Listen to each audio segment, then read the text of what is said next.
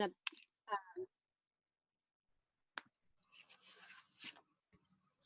I'm going to give it a second. Ladies, it's so good to see you. It's May 2021. What? It's so exciting. Yay. yes, We're making it to Mother's Day. Yes. I mean, it's nice to be able to celebrate. So Mother's Day is awesome. Yeah, so absolutely. We are continuing our conversation that we had just a few minutes ago on the First Friday email that our readers will receive. And we just wanted to chat some more about motherhood and just, the different ways that we became moms and what we've written about. And so we want to tell you really quick that Brooke is actually traveling with her family in an RV. And so she's sitting in her car trying to do this interview. And so if you kind of see her, you kind of don't, that's why. And she may blink out on us. So we're going to talk fast. I've got Brooke there and Lindsey with us. And so thank you both for being here today. Thank you for doing this. Actually, yeah. Thank you, DeeDee. So I'm going to ask you some questions. First one is, how did you feel about motherhood before you became a mom? Whoever wants to answer first. I'll jump in. Okay. I talk about this sometimes with other moms because, when I was growing up, I didn't have a lot of like big career goals or things I wanted to do. I really just wanted to be a mom. And so, and a wife, of course, and all that. And a writer, which is awesome that I can do that now too. But I always just had this idea that I would just be this really great mom, like making cookies after school and like doing all the great things. And not that those don't happen sometimes, but it's definitely, as we'll get into later, like turned into something different than I thought it would be. But I was always just so excited to be a mom and just, yeah, I just wanted to be one. I know that for sure. Brooke, that's exactly how I felt. Yeah. I couldn't wait. I didn't have any huge career goals. I got my degree, but it was kind of like, I don't know if I'm ever going to use this because I want to be a stay-at-home mom. So yeah, that was my intention all along, was just to be a mom. And I had these pictures of what it was going to look like. Sounds like you and I are very similar in that. It was going to be, the baking the cookies and everything, all, unicorns and rainbows. And exactly. Anyone that has children knows that that's not always how it goes. It's so funny because my experience was completely different. I was in junior high. I was going to be the admiral of the entire Navy. And so when that didn't happen by the end of junior high, I was a little disappointed. And so I decided then that I was going to be an international attorney. And so that's what I was going to school for.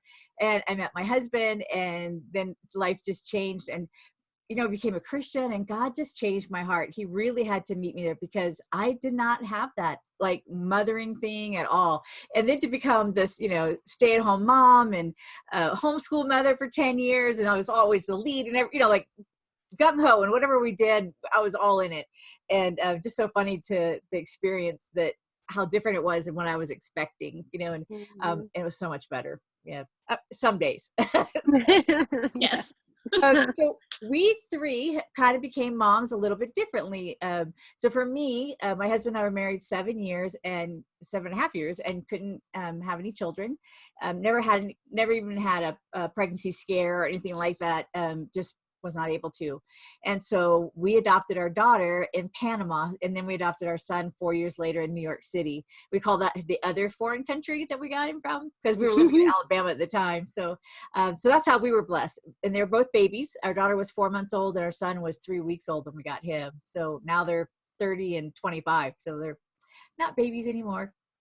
So what about you, Lindsey? How did you become a mom? So mine is a long and twisted story, but I'll try to abbreviate. So my first son, I was married when I was 20, married for 5 years. When we started trying to get pregnant, we were able to get pregnant relatively quickly. We had my first son. Biologically, everything for the most part went well. We did have a scare at about 20 weeks pregnant, but everything ended up being okay. So our first one, biological, went great. Then we had 2 miscarriages. Then we had 3 miscarriages. And then right after our third, we got in touch with a birth mother who had chosen us. And so we adopted our second son that is living with us. And then a year after that, we had our 4th miscarriage. So we lost a lot of babies and gained a lot of babies, and we have adoption as part of our story. And then we also did foster care, and we hoped to adopt again. So we had two babies through foster care, but they ended up going with some family. So our road was curvy and twisted, but God has been good through it. We fostered also for a while, thinking we were going to adopt, and it didn't work out. But it's fine. God brings the babies that are there, and I love that you chose to name your babies instead of, like in your book, you talk about the miscarriage, and tell us the names of your babies that are with you. Sure. So our first baby we lost, we named Eden because he or she went straight to paradise. And then the second one was Jesse. At first, we picked Jesse because, partially because of what the name means, which now it has slipped my memory, but also because we didn't know if it was a boy or girl, and we thought that would work. But then, we decided God's not going to care up in heaven. It can be a boy with the name of Eden. That's fine. So Eden, Jesse, and then Ella was the third one. And that one, we chose that name because the song by, I think it's Stephen Curtis Chapman, Cinderella. It's something about Cinderella. That was popular at that time. And I listened to that song, and God kind of made it clear that we were going to lose that baby. I kind of knew beforehand. And he just kind of reiterated to my spirit, just enjoy this baby while you have it. And so that was why we named that one Ella. So Eden, Jesse, Ella, and then Jaden was our last one. And why Jaden? I wasn't sure why. It was the name, what the name meant, and I have now forgotten. I know. I'm like that with my kids. I'm like, what was their name? Yeah. So you write about it in your book, and I love that you shared that, and you were so vulnerable and transparent. And that is just, what we need to hear, because motherhood is hard, and we all come about it in different ways. And some get to mother children that they're not theirs biologically. Sometimes it's the neighbor kid that you get to mother, and I know for me growing up, I grew up with my mom and my grandmother in the home and my dad, but there were women that came along beside that loved me like a mom, and that I'm still in touch with. And I was so blessed by that, that to be able to have that too. So what about you, Brooke? You've got your hands full, as your book says. Yes. Yeah. So we tried for maybe a year, and then we got pregnant. So we were married for a couple of years, and then tried. And so it wasn't like instant, but it didn't take forever. And that was great. But then I didn't realize, it can happen again very quickly. So we, my son, I think, was 5.5 months old when we found out we were pregnant again. Wow. And I was overwhelmed at that time because I thought, I already have a baby, and now I'm going to have another baby, which was a blessing, but it was so not what I was expecting. And so we had our first two 13.5 months apart, and then took a little break. And then 3 years later, we had our son.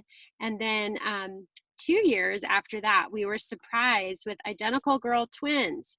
So that was something that was never on my radar. Never ever thought that I would have twins or be a mom of multiples. As the doctor hands me this brochure when I'm in the, doctor's office, like, here you go, now you're a mom of multiples. Okay, what does that mean? Yeah. So that was our story, and it's just kind of been a surrendering, continual, process for me, as it is for every mom in our different situations. It can be totally different, but it's the same surrendering. And Absolutely. So it was surrendering my plans to God's will and what he gave us. And it's been awesome, and it's getting better every year. Really. It's hard and new challenges, but definitely grateful. Yeah. I love in your book that you are so real. I mean, when you talk about trying to put your child in I don't know which one it was, in the car seat at this, I think it was at the church or at the school, and you're just grateful that you don't have a dress on because you can't get the child in. And I don't think that my son, every time I would try to put him in the car seat, he would do the whole, body straight, and I'm like, boink, boink, push it on him, and it would not. I was like, yeah. So yeah, he was that kid. So I loved when I read your book that I just relived all of those moments that we had that were very similar, and I only had one boy, one girl. The boy was a lot. So one of the questions I want to ask you too is, what was your biggest misconception about motherhood? Let's start with you, Brooke. I guess I didn't realize how hard it was going to be. Like, I don't, we talked about what we thought motherhood was going to be like. I really kind of did picture like unicorns and rainbows. Like, I Yeah. loved babies since the time I was a baby. I was like 2 years old and feeding a baby in a high chair. It was Oh, just like wow. in your DNA to be a mom for me. And I just thought I would be good at it, and didn't realize that I'm not so good at it sometimes. Like, It's a I'm, skill. You have to learn some things. yes. Yeah.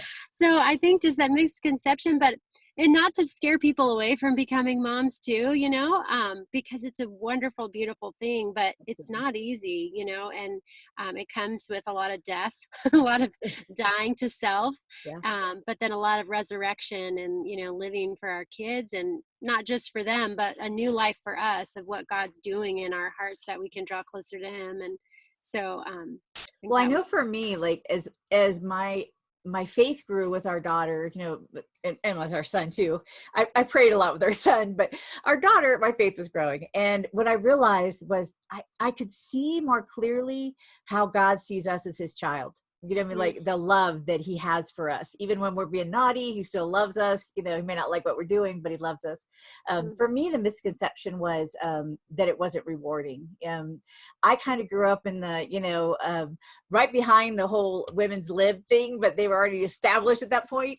And I mean, if I could have burned my bra, I would have done that, back in the day, but I was too late, but I was raised to believe I could be anything, do anything. And I thought, why would I want to be a mom? I could do so much other things, and it's the best thing I've ever done. Besides being a wife, it truly is. I've grown as a believer because of it. I mean, it's driven me to my knees during those teen years.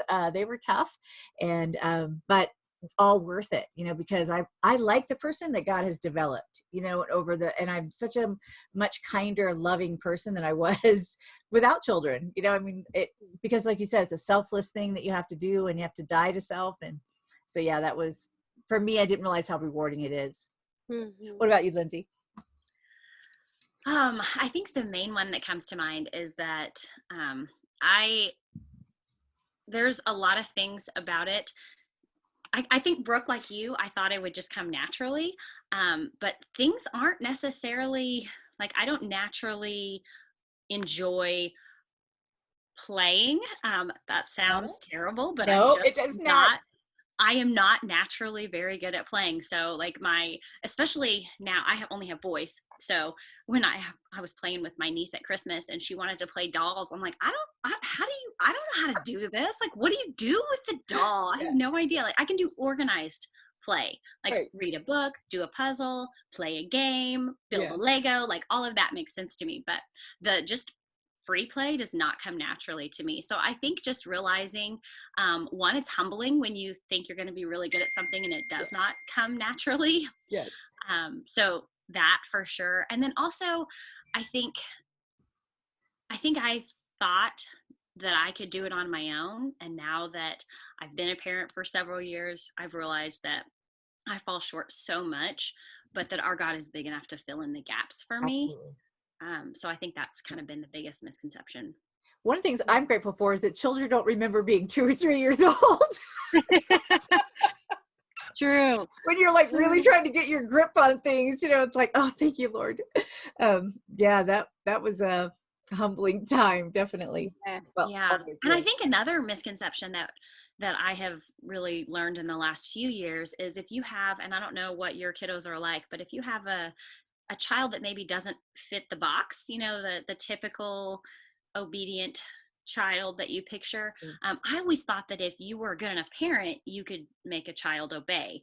And I Amen, have sister. since Yeah. learned that that's not the case, that some kiddos, you can do everything right and they are their own little being and they're going to make their own choices. And Mhm. that's kind of a lesson for us too, as believers, is God does everything right. He's the perfect parent, and we still sometimes choose poorly.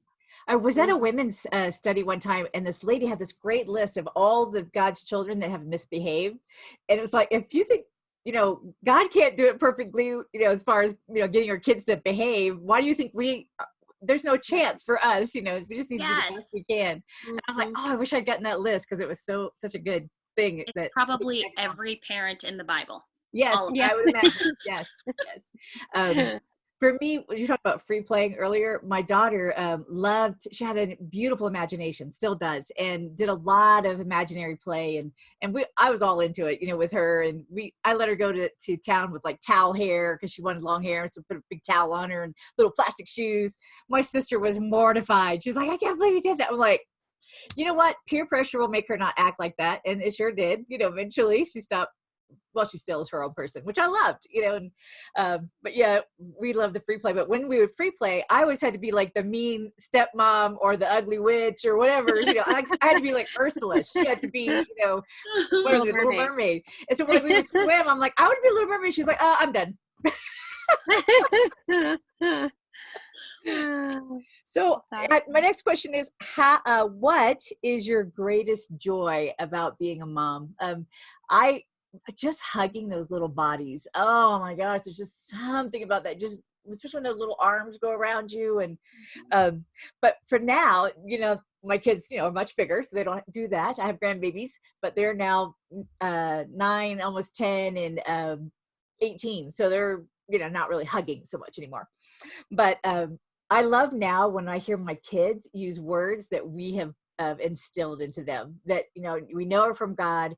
We're very purposeful about parenting, and then to hear them say something that they think that they came up with, we're like, we taught you that. I just kind of stand back there. My husband and I are like, nudging each other, like, yeah, we did good. But sometimes it takes a long time, to get that to happen. Yeah, that's not happening in our house yet. Yeah, it'll happen. It will happen, which is amazing when it happens. You're just like floored. So, Brooke, what is your greatest joy about being a mom? I do love, like you said, the little hugs. And there's just something, and it's so hard for me. I am very much like a task-oriented person. Like, I love you too. Oh, we're so similar. We are. I like love people, and I love to be relational, but like I always have this running list, stuff that I should be doing, I need to be doing. And I just love those times when I forget that list and I can like sit with them and truly just, read a book together, snuggle together. Just those things. Bedtime used to be my favorite. I would not say it's my favorite right now. Yeah. The ages and the stages, and we're all in an RV, although there's some really sweet moments putting them to bed there too. But we're like, good night, like twisted. I'm going to bonk my head on your bed. I don't know. But just those times where they're just kind of pouring their heart out in the evening, right before bedtime. I love that. And I think just seeing them develop and grow, like, just one day all of a sudden you're like, oh my gosh, you can do that. Or just seeing their personality really come out, and realizing the more kids that I've had, the more I realize, like you were saying, Lindsey, it's just innate in them. Like it just kind of, and I look back to how my son acts now as an 11-year-old and look back to when he was a 2-year-old, and I'm like, that's the same little guy in that 2-year-old body that was making those decisions. And so just seeing how, like, from the beginning, God just puts this personality in each of us, and to see that develop and grow over time, it's been really cool to see. And so I can't wait to see who they're going to be as adults. A little scared sometimes, but mostly excited. Just hold on for the ride. My daughter, we got her, like I said, 6 hours between the time they called us and the time we got her. She was 4 months old. We had nothing. We had just moved to Panama for six weeks before that. So didn't know anybody really. I mean, it was definitely God working all that out. And so these people from the church that we had visited came over, and this godly woman who I just, thought the world of, all of a sudden, this little Kuna Indian baby from the island, who we tried to get the right kind of diapers. We didn't know that they came in like boy and girl or weight size. We didn't know how much she weighed. We're like, trying to lift her up, kind of figure out how much she weighs, and so we get these diapers from the commissary there in Panama, and she messes in the diaper and it comes out. And so my husband and I run into the kitchen. We're like, she's already embarrassed us. I'm like, okay. And we had all white furniture, white carpet, everything was not designed for children. Then later, we bought a leather couch because the lady told me, she's like, oh yeah, it wipes off anything like dirt, blood. I'm like, salt, give me one of those. And we've had one ever since, because I'm like, yeah, that's so much easier to clean. Yes. So, Lindsey, what are some of the routines that you do with your kids that you love to do? Some of the routines. man, hands down, reading with my kids and helping them develop. I now have 2 kids that love to read, and that's not certainly all my doing, because as I said, I've learned that they're their own beings. Yes. But that's one thing that I've always loved from the time they were little. Even now, my oldest is 12, and just reading to them and reading with them has been hands down one of my favorite things. I also love, of course, my 12-year-old has stopped asking, which makes me a little sad, but they used to always ask me to lay down with them at bedtime. So that's one. When I would choose to put the list down, which is hard, when I would choose to stop what I'm doing and actually take the time to lay down with them. And then the other thing would be whenever you have those moments where you see Jesus shine through them, like that just melts your heart more than anything else. One of my kiddos, I got a note from his teacher that he and another student had reached out to a special needs student and invited him to play basketball with them. Oh. And she just was very impressed by that. And so she wrote me a handwritten note like, as much as we fail, we're at least doing something right on occasion, because he did that. And it just those moments are just, you just treasure those. I think God gives you those moments so you'll stay on the job. Yes. You never like, well, Brooke, your whole world has kind of changed as far as routines, I would imagine, going from a farm or ranch. Was it a farm or a ranch that you guys lived on? A ranch. Yeah. In Northern California, and then to be in this RV. So what are some routines now that you guys are enjoying that maybe you didn't do before? Going to the pool. Oh, yeah. I mean, our life is a little crazy right now, and routine is not, as much of what we have, but we have been going to the pool every day. And, we still do a little bit at bedtime together, and I'm looking forward to getting into a routine at some point. But I think, I don't know, I guess I don't have great routine answers right now, but in the past, it would have been like at the bedtime, and this is routine, but again, we have seasons where we're really good at it, but we've had seasons where we'll do like the family devotions in the evening. And particularly just with our older boys, our girls, we would put to bed, and those were some really sweet conversations. And I'm always like, man, why did we, but we comes and goes in waves. And, but I would love to get back into those again with our family, because that was just a really great time. It is. And it's something that I would really encourage you to do. We were not consistent with it either. And sometimes you get frustrated because the kids are wrestling or, whatever. And Right. I got this great advice from this older lady. She said, children can hear when they are not looking at you.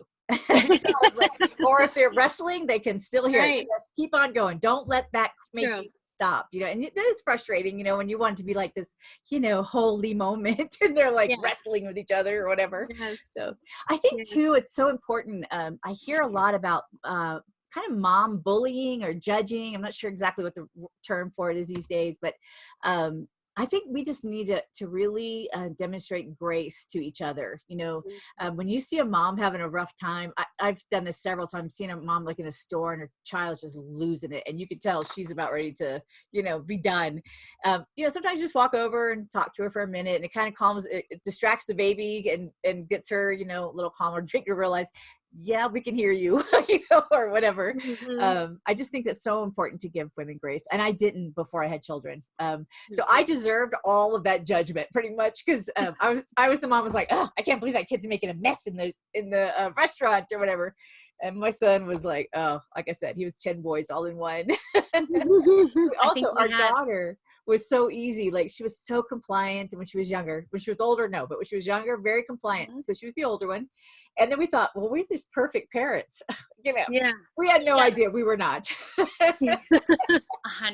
You have that first child who makes you think you know what you're doing. And then the next one makes you realize it's not you. Yeah, it's not you at all. Nope. So what would be the best advice you would like to give a new mom? Go ahead, Lindsey. Okay, so best advice. Okay, so one of my favorite all-time quotes, and I want to make sure I get it.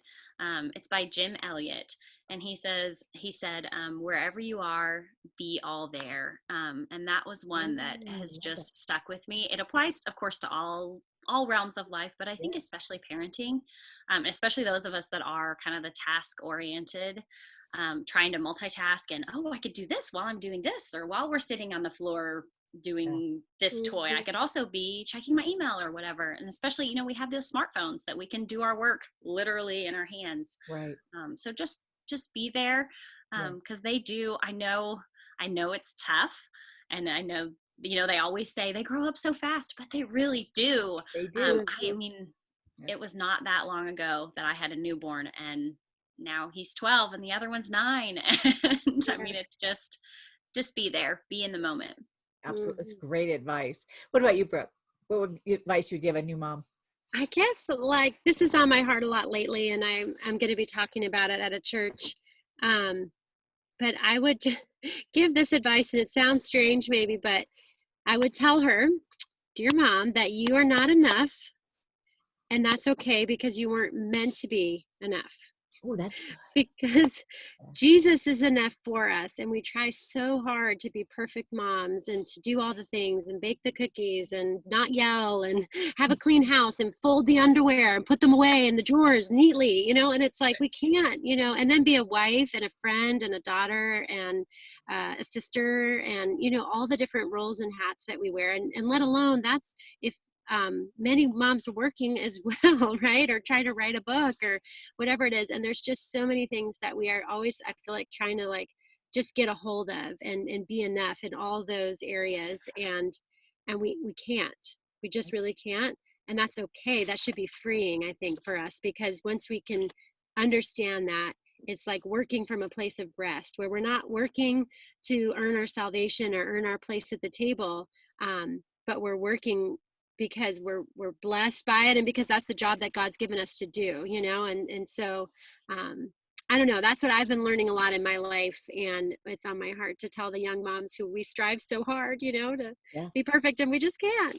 And to know that God is going to fill in the gaps. Like God is big enough that when we fall short, he will fill in the gaps. It's somehow part of his plan for us to fall short, right? Absolutely. So that like he can be glorified in our weaknesses, you know, like it doesn't make any sense, but to me, you know, logically sometimes of why God would have us go through pain or suffering, but it's part of his good plan for our good and for his glory. And so we need that weakness, you know?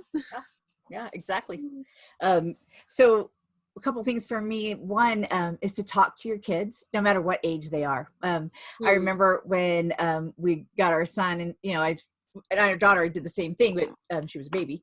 As I'm diapering him, I'm talking to him. You know, he's 6 weeks old. Yeah, he doesn't know what's going on, but I talk to them the whole time. And but to listen to them as they're younger, because what's so important is if you teach them that they're important to you, that you stop what you're doing, you look at them in their face, that direct eye contact is so important. And but when they become older and things become more important besides, where's my shoe, or something like that, if they've got a friend who's in need, or if they're being bullied, or, whatever is going on in their life, that they'll come and talk to you. And I have been blessed with 2 kids that will do that. Even in our daughter's rebellion through her late teens and early 20s, she still would talk to us, and fortunately she would tell us what she was doing. I'm like, I don't want to know, but, but I'm glad she still felt the heart to want to talk to us. And our son is the same way. I remember our rule was, when you come home, you come find us wherever we're at in the house, so we know you're home, and then kind of tell us, about your day. It wasn't really a rule to tell us what your day was, but that just developed. And I remember our son in high school coming home and just, I was really sick with fibromyalgia at the time for like 2 years, was very, very ill, and rarely left the house. And so he would come home and jump in the bed with me and just talk to me about, soccer practice or the game, or, whatever was going on with him. And that was precious moments to me. And he still does it. And he's 25, he doesn't jump in the bed with us so much anymore, but he definitely comes and talks to us. And I think that's so important. And it's because we've listened when he was little. I really believe that is so true. If you'll listen to them when they're little, they'll talk to you when they're older. And that to me was just so important, because you hear so many times kids don't want to talk to their parents, and it's like, no, they really do want to, they just don't know how. And you got to give them room to make mistakes. And so they, like my parents, there was no room to make mistakes. If you came and told them you did something wrong, you were, there was no grace there. And so that's something that was really important to us with our kids that we wanted to do. And the other Well, thing I is, have learned so much just from you in this I know. interview. Thank you, DeeDee. I'm gonna do a better job of putting that dish towel down and looking in their eyes when they tell me something, when they come in, it's so honestly, hard. just like even today, anybody that comes in the room, we pause the TV so we can hear what they have to say. Part of that is too that I'm hearing impaired, and so it's easier for me to hear without all the noise. But because we have the TV really loud so I can hear it.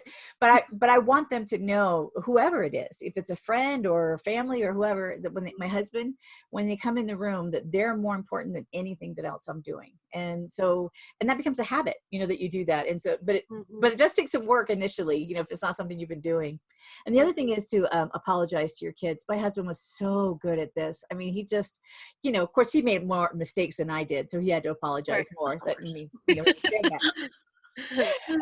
But yeah, he was just really humble with them. And when he made a mistake, or he was, how dads are, they're like, you're punished for the rest of your life, whatever. I mean, and he'd have to go back and say, I'm sorry. And, it's for the day, or whatever it was. But he was so good about that. And both of our kids know how to apologize. And I think that language of apology is so important. And I love seeing them put that in action, and it's because of what we continue to do. And I mean, we didn't always do it well. I mean, we made mistakes and stuff too, but the heart was there to want to do that with our kids. And so anyway, that's my advice. Make sure you apologize and make sure you talk and listen. Yes. I've got 2 more questions. The next one is, what is your hope for your children? When they grow up, or even now, or what is your hope that you would like to share? I'll share one that's right off the top of my head. And I always say this because I know it's not easy being one of 5 kids and being in a big family, but my sincere hope is that they will have enjoyed growing up in a big family and that maybe even want to have a big family of their own someday. Because I feel like sometimes you hear about people that grew up in big families and they only want one child or no children. I'm like, no, it was a bad experience. So I want my kids to remember their childhood as a good thing and a wonderful thing, and their siblings, and to get along. And that was my first initial one. But obviously my ultimate one is that they come to know the Lord Jesus Christ. I can't stumble over my words, but he's the best parent, like we were just talking about. And so they can, I feel like if they come under his authority, they can make all the mistakes in the world, but God isn't going to fail them, right? He's going to redeem their story, and he's going to be with them every step of the way. And so my greatest hope for them is that they would really come to know Jesus in their heart, and that he will lead them and guide them, and he can do a much better job than I can. Absolutely. I still want to do my best, but yeah, that's definitely my hope for them in prayer. Thank you. What about you, Lindsey? I think for me, kind of because of the way our story, just the ups and downs and the hormones that went along with all of those pregnancies and miscarriages. And I feel like I failed a lot, my children, and they've seen a lot of negative things with me because I was depressed through a lot of that, and really struggling and struggled through my faith through a lot of that, that I really pray that God redeems that in them too, because it affected them too. And so I'm just praying that they will see those things, and that God will use that for their good, as opposed to them allowing Satan to use it not good, which I know he would love to do. So so there was a lot of times that I haven't been the mom that I would like to be. And I'm just praying that God redeems that in their lives, just as he is in the process of doing in my life. It's interesting you brought up about depression. I also suffered with depression, and I never thought I would. I was always the person that was like, depression, whatever. But I had a car accident, was in chronic pain for a while, and that really kicked that in, and I never was able to get past that. And even to this day, I still take an antidepressant. And I think it's so important that we tell moms it's okay to go get counseling, to go get help, get medication if you need it. Don't let anybody else tell you. I allowed a chiropractor one time tell me to get off of it because it wasn't going to be good for me. And I stopped it immediately, which do not do, because that's totally wrong. And so I really had a rough time, and I didn't like the person that I was. I wasn't able to be the loving mom that I wanted to be. And so for me, I made that decision years ago. I mean, 20 years ago, I guess now, that I was going to take medication because of the legacy that was so important to me. And we think about a legacy a lot in our home with me and my husband.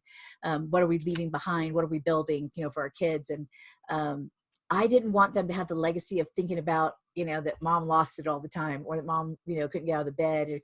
And I know that there are people that's going on with them, and I've had bouts of that. And so I said, you know what, I'm going to stay on the medication, no matter what it is. And I thought, well, I'll stay on it till they leave home. And then my husband, I wanted to keep my husband, so I'm still on it. It's good for all of us. I'm thinking it should be in the water these days, but I don't know. But I just want to encourage the moms out there that do deal with depression. And sometimes it's temporary. Sometimes it's a physical problem. Sometimes it's chemical, and you really need to get help if that's the case. If you had diabetes, you would get help with that. And so you should the same with depression. This is my own little, call to action, whatever you want to call it. But just to encourage moms, because I think that we're so hard on ourselves, and being a mom is lonesome. It's tiring. It's all of those things, but it's also beautiful. And you want to be able to be in a place so that you can experience that wonderful being a mom, and creating those memories, creating that legacy that you want for your kids.